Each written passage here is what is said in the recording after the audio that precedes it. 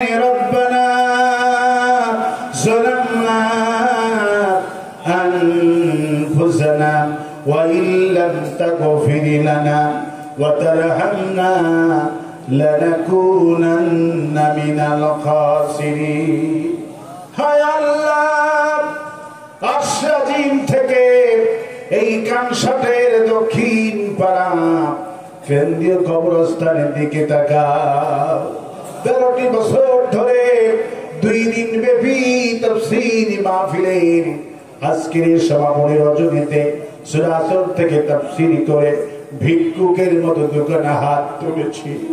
হায় আল্লাহ আলোচনার সওয়াব তখন রাসূল করিম সাল্লাল্লাহু আলাইহি ওয়াসাল্লামের রূহ মুবারকে সোনার মদিনায় পৌঁছায় দাও।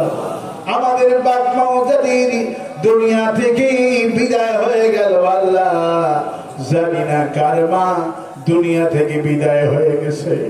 হায় আল্লাহ মায়ের মতো তোর দুনিয়াতে কত মানুষ বাবা বাবা বলে ডাকে, মায়ের মতো তো আর ডাক লাগে না। আর তো কেউ মাথায় হাত বুলায় না, আর তো কেউ মুখের অন্ন কেটে আমাদের জন্য রাখে না। আমি যখন ছোট ছিলাম স্কুলে গেছি, সকাল থেকে 4টা পর্যন্ত স্কুলে ছিলাম। বিকেলে যখন আসলাম মা আমার মুখে একটা পিঠা ধরাইয়া দিলেন, শীতের পিঠা। জিজ্ঞেস করলাম মাজি এই পিঠা কোথায় পেয়েছো? মা বলে আব্বা তুমি যখন স্কুলে গেছিলা তোমার চাচির বাড়িতে আমি গেছিলাম পাশে, আমাকে একটা পিঠা খেতে দিছিল। আমি বাড়িতে এসে যখন মুখে দিব তোমার কথা মনে হয়েছিল, নিজে না খায়া তোমার জন্য 4-5 ঘন্টা আমি হিফাজতে রেখে দিয়েছি।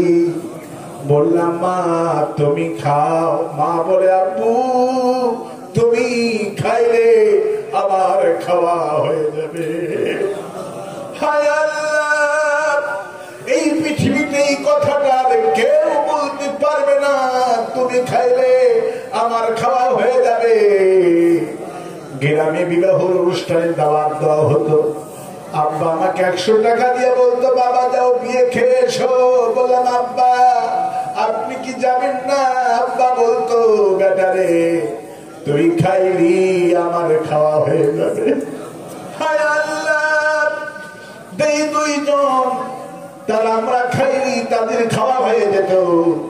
ওই মা বাপ যাদের দুনিয়া থেকে বিদায় হয়ে গেল, এত বড় নিয়ামত তোমার রাসূলের পরে আর কেউ নাই।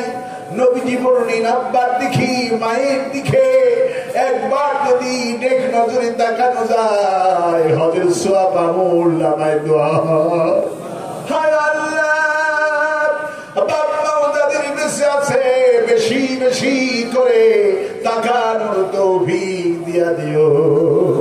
হায় আল্লাহ প্রতি কদমে কদমে বাবার দিকে হেঁটে গেলে জান্নাতের রাস্তা প্রশস্ত হয়ে যায়। হায় আল্লাহ ওই বাপ যাদের কবরে গেল, মা যাদের কবরে গেল, আল্লাহ কবরগুলি জান্নাতের বাগান বানাও। রব্বির হামহুমা কামা রব্বায়ানি সগীরা। সবাই পড়ে রব্বির হামহুমা কামা রব্বায়ানি সগীরা। হায় আল্লাহ আমার স্ত্রী সন্তান তোমার বড় নিয়ামত মাবুদ। সবসময় টেনশন হয় আমি মরে গেলে আমার বিবিটার কি হবে, আমার সন্তানের কি হবে। আল্লাহ ওমর রাদিয়াল্লাহু আনহুর এই দোয়াটা তোমার কাছে করি। ওমর রাদিয়াল্লাহু আনহু দোয়া করতে হয় আল্লাহ আমার ইন্তিকালের পরে আমার স্ত্রী আর সন্তান কেমন সম্পদ দিও যাতে করে কারু কাছে হাত পাতানো না লাগে। হায় আল্লাহ ওমর রাদিয়াল্লাহু আনহুর দোয়া তোমার কাছে করছি, আমাদের ইন্তিকালের পরে আমার স্ত্রী আর সন্তানগুলি আল্লাহ তুমি সম্পদ দান করে দিও, মানুষের কাছে হাত পাতানো না লাগে। হায় আল্লাহ আগামী বছরের তাফসীর কি তোমার দরবারে কবুল করো। রব্বুল আলামিন এই হকের আমবাগান কি তুমি মালামাল করে দাও।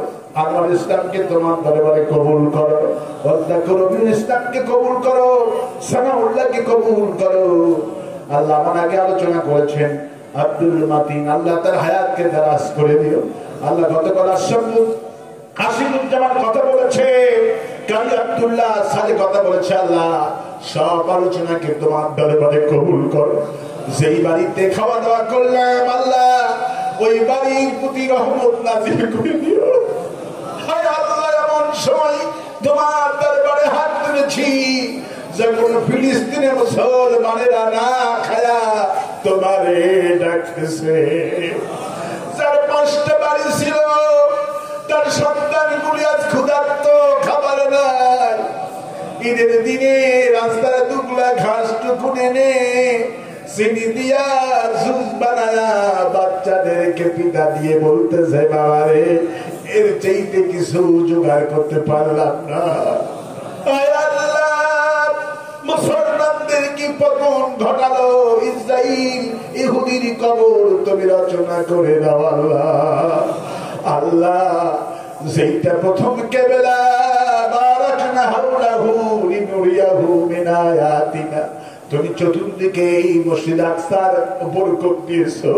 সেই বাইতুল আকসা ইহুদির দখলে মুসলমান 1টা বছর হয়ে গেল নামাজ আদায় করতে পারছে না।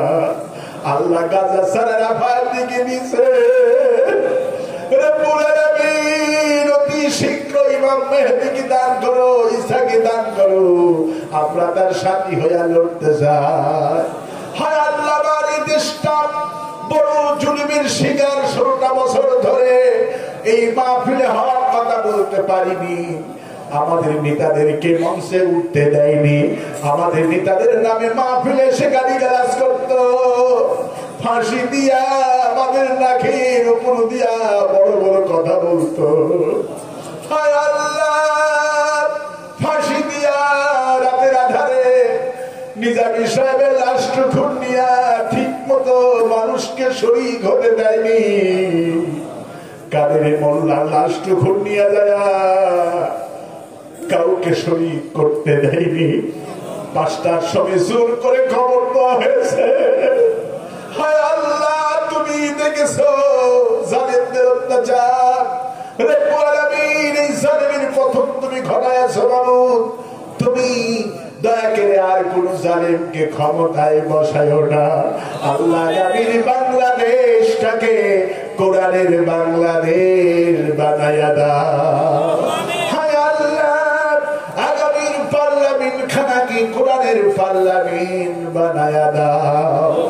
আমাদের কোরআনের পাখি 50টি বছর ধরে হুজুর সারা দুনিয়াতে কোরআনের কথা বললো, জালেমরা চিনল না, 13টা বছর জেলখানায় বন্দী করলো। মৃত্যুর সময় ছেলেদেরকে লাশ ঘরে যেতে দেয়নি, বাবার সাথে একটা সেকেন্ড কথা বলতে দেয়নি। ঢাকাতে একটা জানাজা আমরা পড়াবো তাও পড়তে দেয়নি জালেমেরা। লাশটা টেনে হেসে পিরোজপুরে নিয়ে গেছে, পুলিশ দিয়া কবর ঘেরাও করেছে, মানুষদেরকে দোয়াও করতে দেয়নি। হায় আল্লাহ তোমার জালিমদের পতন হয়েছে, তুমি আল্লামা সাইদির জানায়া দাও, নিজামী সাহেবের জানায়া দাও, কামরুজ্জামান কাদের মোল্লাকে জানায়া দাও জালিমদের পতন হয়েছে, দেশে দুপুর বেলা খেতে পারে না। আল্লাহ আগামীর দেশটা কোরআনের দেশ বানাও আল্লাহ। হায় আল্লাহ চরমনাই পীর মামুনুল হক এনায়েতুল্লাহ আব্বাসী শর্ষিনা ফুরফুরা আল্লাহ সব আলেম ওলামারে এক বানায়া দাও। আল্লাহ সব ইসলামী দলগুলিকে আল্লাহ ঐক্যবদ্ধ বানায় দাও। আল্লাহ আমাদের মধ্যে ভালোবাসা স্থাপন করে দাও। আল্লাহ দেশ যারা চালাচ্ছে তত্ত্বাবধায়ক আল্লাহ এদেরকে তুমি হিম্মত দাও, আল্লাহ সুষ্ঠু নির্বাচন করার তৌফিক দান করে দাও। আর কয়েক সেকেন্ড ছেড়ে দিলাম, মাথা নত করেন, চক্ষু বন্ধ করেন, যার যার চাওয়া আছে আল্লাহর কাছে চান, আল্লাহ দোয়া কবুল করুন।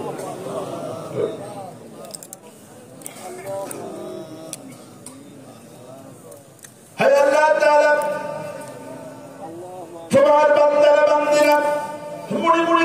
চাইলো জানি না, মনের আশা পূর্ণ করে দিও। ربنا تقبل منا إنك أنت السميع العليم وتب علينا إنك أنت التواب الرحيم سبحان ربك رب العزة عما يصفون والسلام على المرسلين والحمد لله رب العالمين واجعل آخر كلامنا عند الموت لا إله إلا الله محمد رسول